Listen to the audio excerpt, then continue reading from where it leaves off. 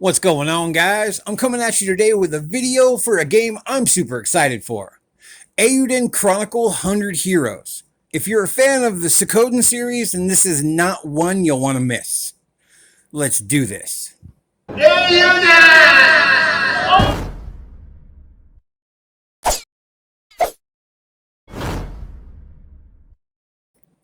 Eiyuden Chronicle 100 Heroes is an upcoming JRPG from the makers of the Suikoden series. It has been called a spiritual successor to the Suikoden series by said creators, and I could not be happier about it. It is a turn-based RPG with 6-man teams, just like Suikoden. Note that there is also a prequel game coming out this year called Eiyuden Chronicle Rising. Unlike 100 Heroes, however, Rising will be an action RPG instead of a JRPG, so be aware of that. Rising will center around 3 main characters and will not only introduce us to characters from, but also set up events for 100 Heroes. Note that playing Rising will unlock special bonuses in 100 Heroes, though they have not confirmed exactly what those will be yet. Given that Suikoden is known for its save imports and data carrying over, this will probably be a good amount of stuff. I will of course keep you posted once I know more. These games are being made by a brand new company called Rabbit and Bear Studios. This studio was specifically made to create games that the creators were passionate about, games they really wanted to make for us, the fans. No BS, no greed, just pure passion and desire. And believe me, from what I have seen so far, that passion and desire definitely shows through.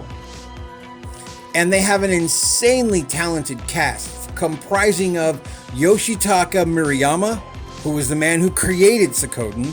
He's the lead writer, so honestly this game is in very, very good hands.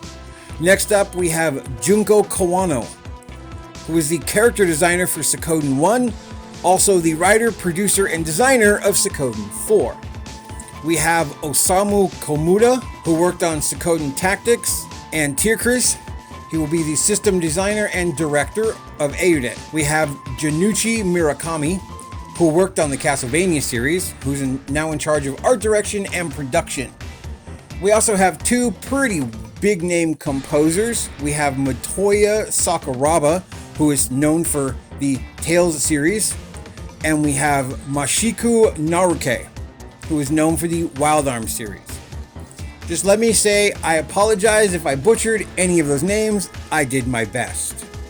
It has been stated that if this game does well, it could spawn a whole new franchise. Suikoden for the new generation, if you will.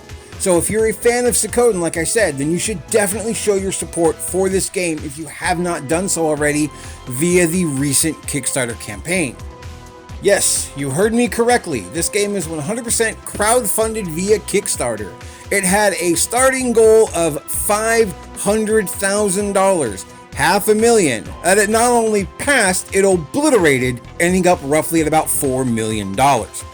This to me is amazing news, because this means they don't have to cater to or listen to a publisher. No more Konami dictating what they can or cannot do with their game. Sorry, I'm a little bitter. We haven't had a new Suikoden game since PlayStation 2. But I digress. Having this freedom will allow them to do what they want, the way that they want, and give us a game we actually want and or asked for and will truly enjoy. Note that this game this time around is fully voiced, including your main character. The story will focus on 2 young men, Sane, a gifted soldier from a noble family, and Noah, a warrior from a remote village. The focus being on these 2 becoming friends despite being on opposite sides of a conflict between the League of Nations and the Galdian Empire. Anyone else getting that strong Suikoden 2 vibes here? So not just me then? Awesome. Moving on. They will be fighting over objects called rune-lenses, which is the magical power in this game, and of course will vary by strength and power.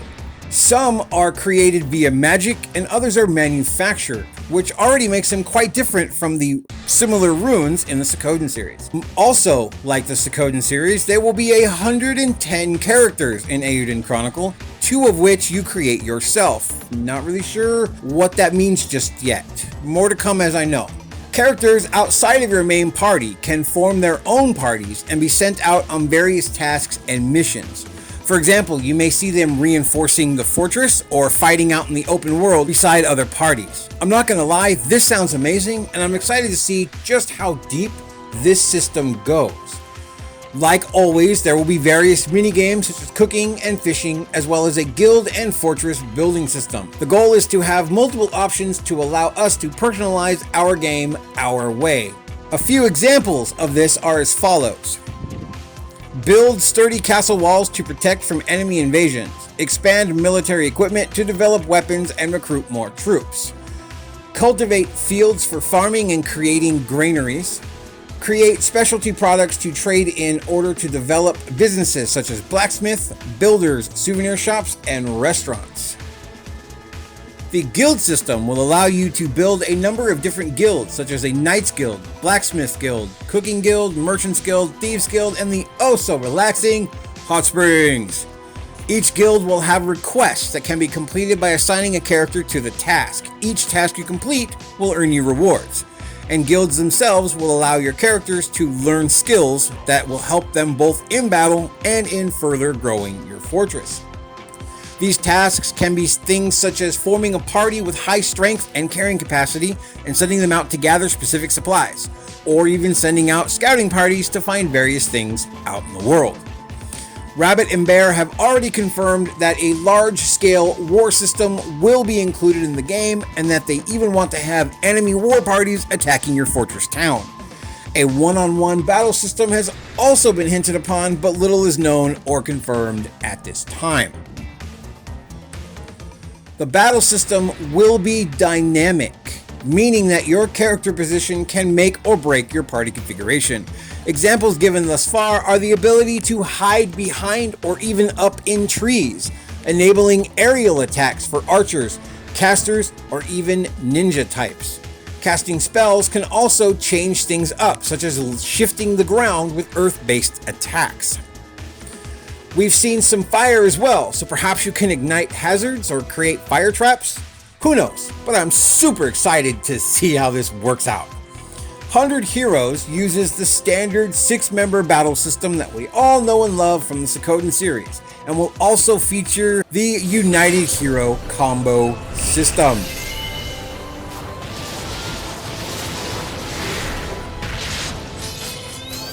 Let's see that again.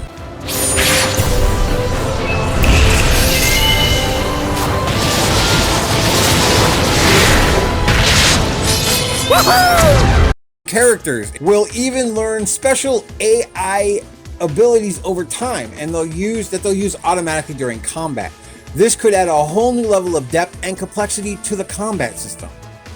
As a huge Suikoden fan, I have to be honest. The more I see and learn about Eiyuden Chronicle 100 Heroes, the more excited I become. 100 Heroes is set to release sometime next year, and the prequel game, Rising, is set to release this summer. Keep an eye out for those. As always, thank you for watching, and I will catch you next time. Later.